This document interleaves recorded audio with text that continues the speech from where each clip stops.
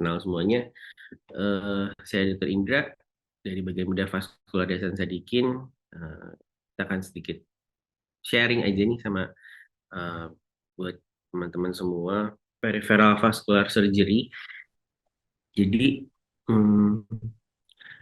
sebenarnya yang perlu terbayangkan adalah kan kita memang membahasnya adalah blok kardiovaskular sistem. Nah, tapi kardiovaskular sistem itu juga termasuk apa sebenarnya eh, termasuk semua pembuluh darah yang ada di badan.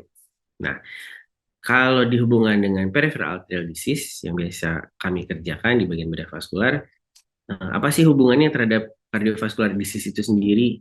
Nah, jadi berdasarkan penelitian yang ada nih, kalau misalkan ada penyakit PAD baik dia bergejala ataupun tanpa bergejala, dia itu sendiri berhubungan dengan peningkatan mortalitas secara umum, mortalitas karena penyakit kardiovaskular dan morbiditasnya seperti miokard infark dan jenis stroke.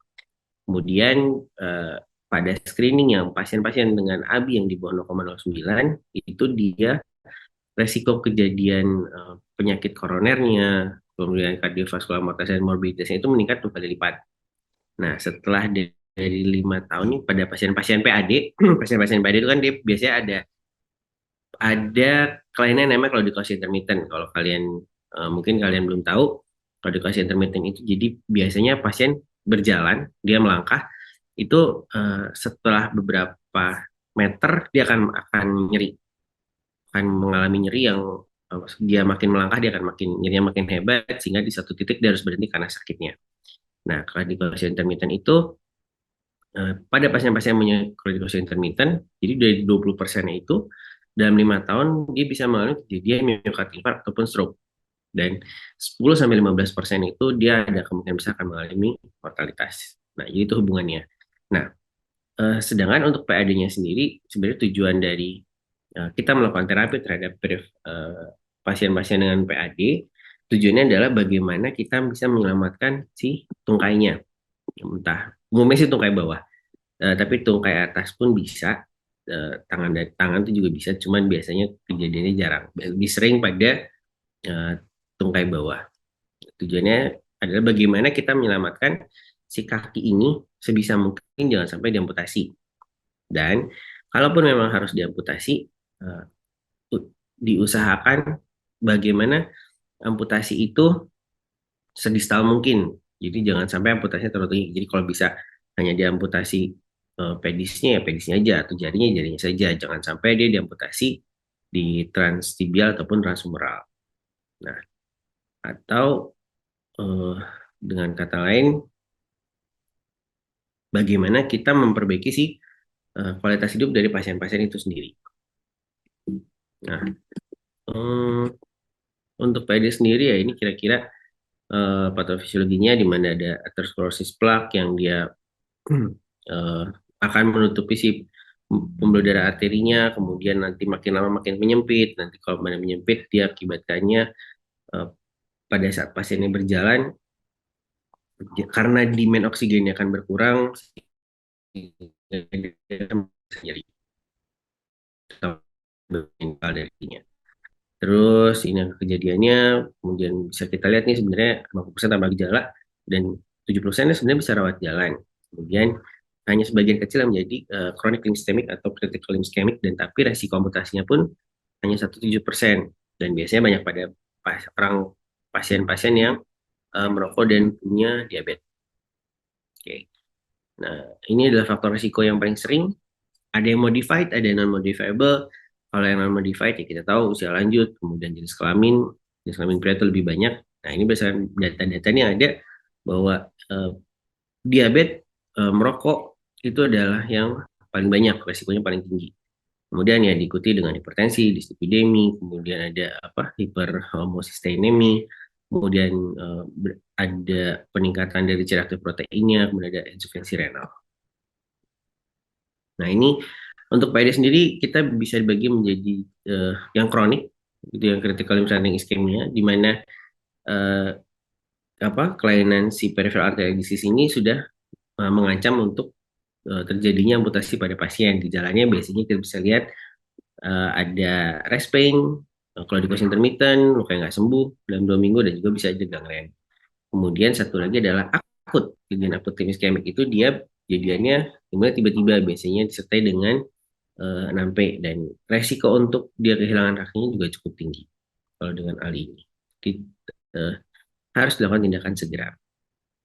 Nah ini kapan kita periksanya, kapan kita diambil sebagai PAD-nya, ya kita lihat dari riwayatnya, kemudian kita dari pemeriksaan physical examination-nya.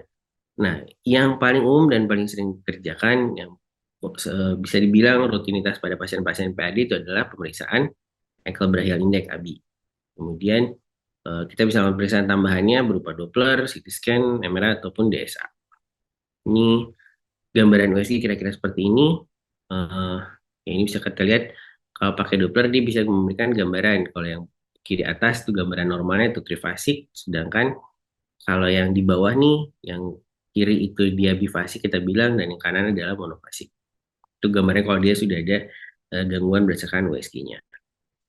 USG ini kelebihannya dia simple, tidak invasif, bisa dilakukan bedside. Cuman memang kekurangannya dia adalah uh, operator dependent. Jadi kalau operatornya masih baru atau dia menggunakan mesin USG yang berbeda dengan yang biasa digunakan, biasanya hasilnya tidak akan akurat. Jadi hmm, apa tingkat ke kesalahannya juga cukup tinggi. Tapi kalau di tangan-tangan orang yang ahli yang sudah biasa menggunakan, dia cukup tinggi. Kemudian ini CT scan gambarannya kira-kira seperti ini. Bisa lihat CT angiografi ini namanya. Kita bisa lihat pembuluh darahnya. Kalau yang sebelah kiri itu gambar bersama dengan jaringan soft tissue-nya, sedangkan yang di kanan itu gambaran rekonstruksi pembuluh darah namanya, gambaran 3D-nya, istilahnya itu. Nah ini angiografinya, contoh dari angiografi itu biasanya kita kerjakan di cath lab, lab kateterisasi. Dia biasanya dikerjakan bersamaan dengan terapinya. Jadi kalau kita mengerjakan angiografi, biasanya kita sudah siap ada rencana untuk bagaimana kita melakukan terapinya. Kira-kira angiografi yang dikerjakan, pembuluh darahnya, kemudian kita masukin zat kontras ke dalam pembuluh darahnya, yang dari nah ini kita bisa lihat si alirannya eh, bermasalah, nggak bagus. Contohnya si angiografi. Atau yang bisa disebut sebagai DSA mungkin. Nah, kalau di tungkai sih kira-kira gambarannya seperti ini.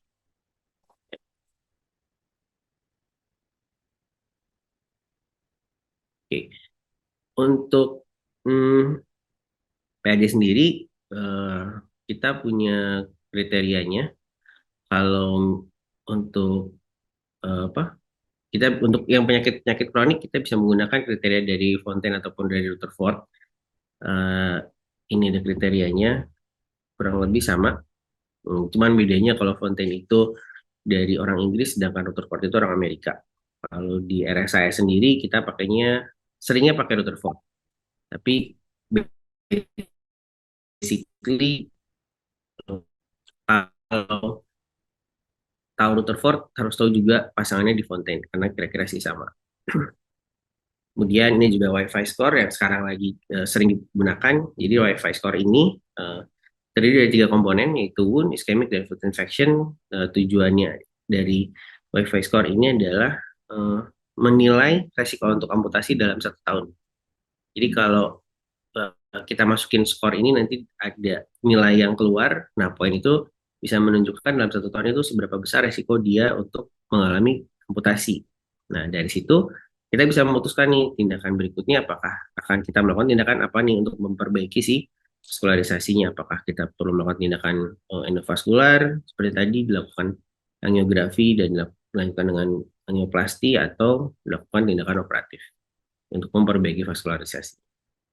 Hmm, ini untuk Ali ada skor yang kita bisa pakai dari Rutherford.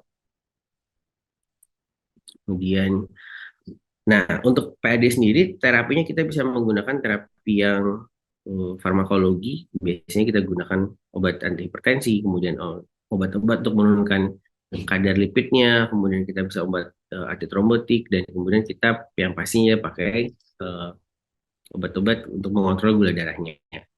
Nah, kemudian untuk non farmakologi sendiri, yang wajib adalah stop merokoknya, kemudian dia mengatur si gula darahnya kepada pasien-pasien diabetes, olahraga, physical exercise, dan juga mulai membiasakan konsumsi makanan sehat. Dan kalau bisa sih menurunkan berat badannya. Nah, ini hmm, untuk non farmakologinya. Kemudian, nah untuk operatif manajemennya, nah tadi bisa jadi pilihannya sebenarnya ada dua. Mau dilakukan endovaskular, yaitu kita masukin alat-alat ke dalam pembuluh darahnya untuk intinya sih bagaimana melancarkan si aliran darahnya.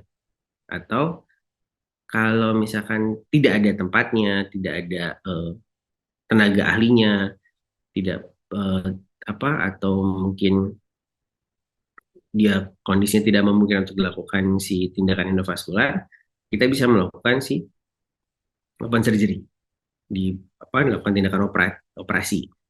Nah, hmm,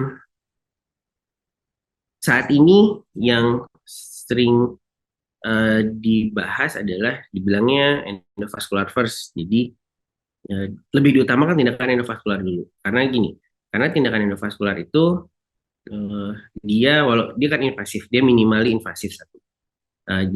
Dengan harapan minimal invasif itu proses penyembuhannya akan lebih cepat.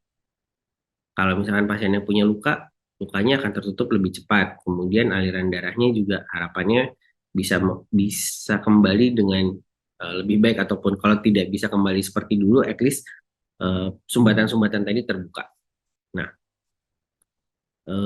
permasalahannya kalau di kita hmm, di Indonesia untuk tindakan endovaskular itu hmm, perlu biaya yang nggak sedikit. Yang nggak sedikit itu ya artinya mahal. Seperti ada alat-alat standar yang memang sering digunakan, banyak penggunaannya, biasanya akan sedikit lebih murah harganya. Tapi yang jarang seperti apa, balon dengan obat atau stand dengan obat yang tujuannya biar mempertahankan potensi dari si pembuluh darah yang kita buka, itu harganya cukup mahal. Jadi biasanya yang menyiasatinya satu, kita pakai hanya kita balon saja, hanya kita lebarin saja tanpa melakukan tindakan selanjutnya. Jadi ke harapannya adalah cukup bertahan beberapa waktu. Nanti kalau memang perlu ya kita akan tindakannya diulang kembali. Atau ya memang kalau di kita karena kebetulan Yayasan Sadikin adalah rumah sakit tipe A, setidaknya kita bisa mengusahakan agar menggunakan stand atau alat-alat yang cukup canggih dan mahal. Memang prosedurnya akan sedikit kompleks, agak sedikit berbelit, tapi beberapa bisa kita kerjakan. Nanti ada kira-kira sih ada contohnya seperti itu. Eh, Oke, ini kira-kira yang udah pekerjakan, mungkin nanti Dokter Hafid akan membahas lebih banyak. Kira-kira seperti ini. Kalau kita lihat kasusnya, banyak stenosisnya nih di pembuluh darah. Ini pembuluh darah kaki di tibialis anterior dan tibialis posteriornya bisa dilihat banyak apa bagian-bagian yang nyempit, bagian-bagian stenosis nih. Kemudian kita lakukan balloning, dilebarin pembuluh darahnya.